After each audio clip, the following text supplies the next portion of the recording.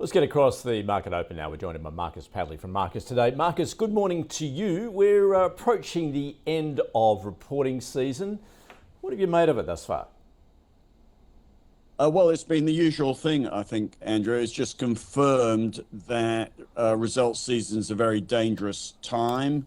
When you see something like a third of the stocks that have reported results moving more than 10%, you realize that the market has changed, that investor relations departments don't seem to bother to manage expectations anymore. Companies just dump results and 6 months worth of information on one day and publish and be damned. And there is, you can tell because the confession season has pretty much disappeared, which is the period from the end of the financial year or half year, where companies have got a month before they produce results, and they sometimes put out announcements saying their results going to be better or worse than expected. They seem to have given up on that process now, and they're hiding amongst all the other companies that now don't manage expectations, and so we get this very volatile month, which is what we've had, and it does become with AI analysis, which is done in seconds, and algorithmic trading, which is causing price reactions in moments. It becomes a dangerous time, I think, for investors. It's almost to the point, I think, if I was running a small company or mid-cap fund, I'd be clearing it out ahead of the results season. The beautiful thing about the results season, though, is after the results are out, the stock is de-risked for 3 months, 6 months, and you've got all the information you need to make some sort of fundamental decision.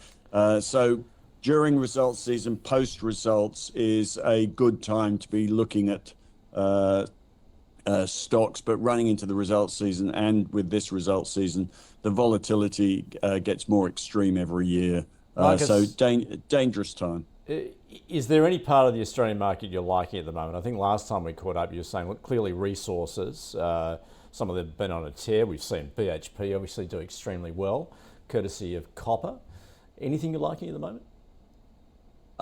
Look, always like the banks for income, and there was,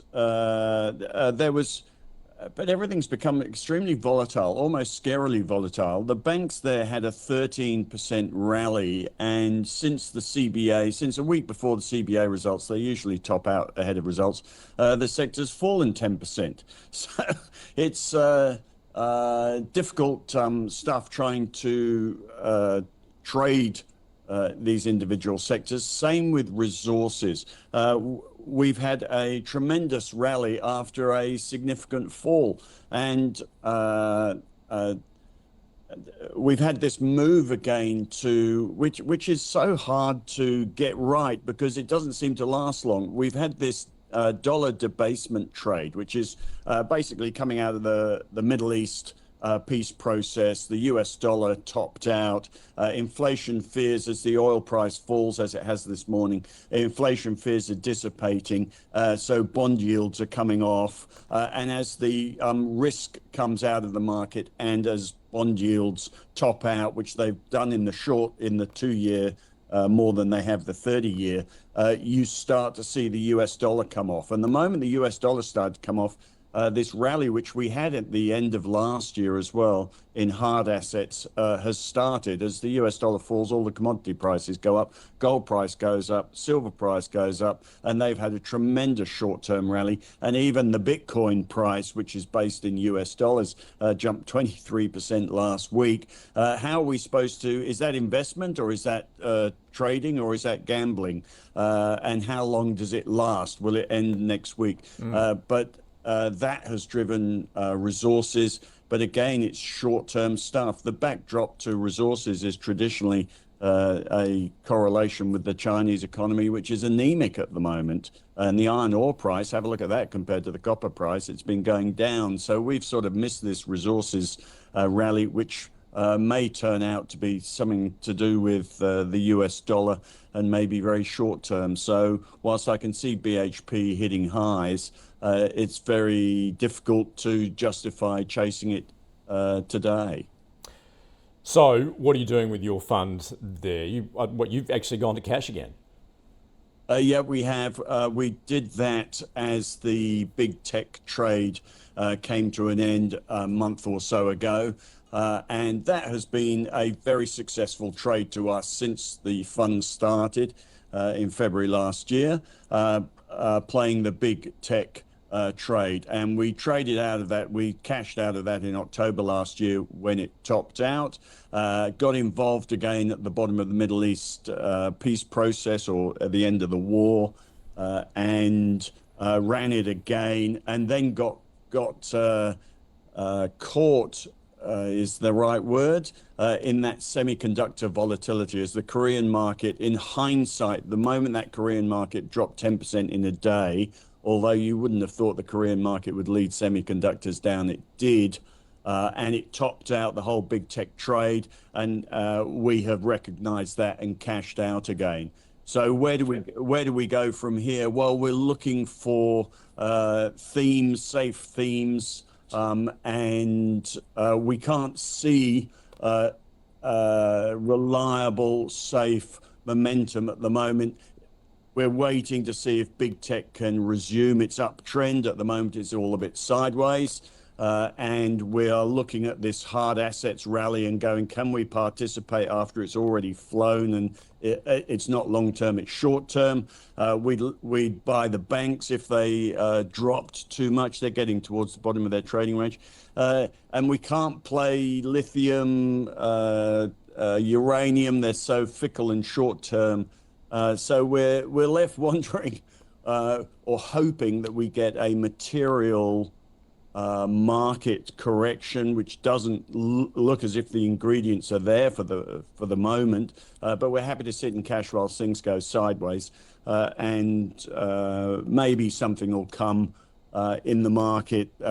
Maybe we'll get persuaded back into big tech, AI, data centers. Maybe that trade will resume. But for the moment, sitting in cash, taking no risk, whilst things, in our view, go a bit sideways or are too risky.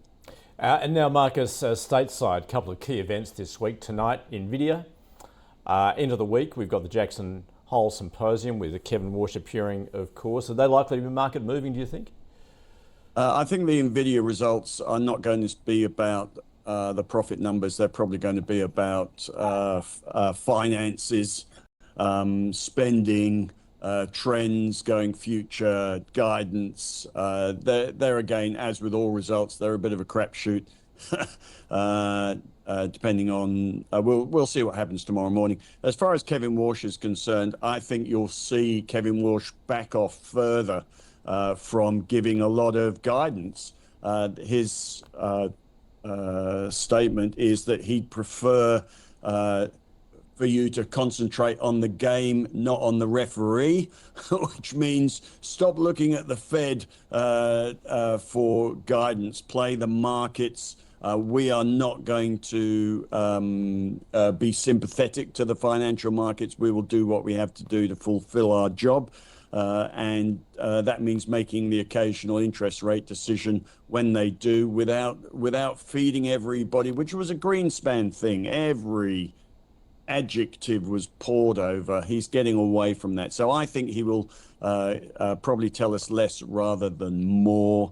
The more interesting thing in the US at the moment is Scott Bessent, which is Reed Trump trying to manipulate the 30-year bond yield lower. They need to ring up George Soros or Google the man who broke the Bank of England, 1992, Black Wednesday, Nigel Lawson, and realize the US government, it will be hilarious to watch them try to manipulate a $32 trillion market and get bond yields lower. It's obviously of concern to them. They will set themselves up as a target and they will fail. But it is interesting to watch the Trump administration try to manipulate the largest financial market in the world. We'll see how they go. But it may well be that this does mark the top of bond yields generally, which would be positive.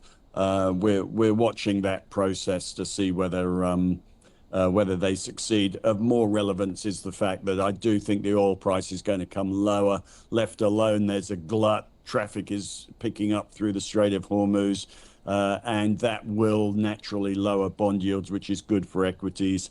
That's a positive, but again, we're sitting in cash waiting for this to manifest itself in a reliable uptrend rather than a momentary uptrend.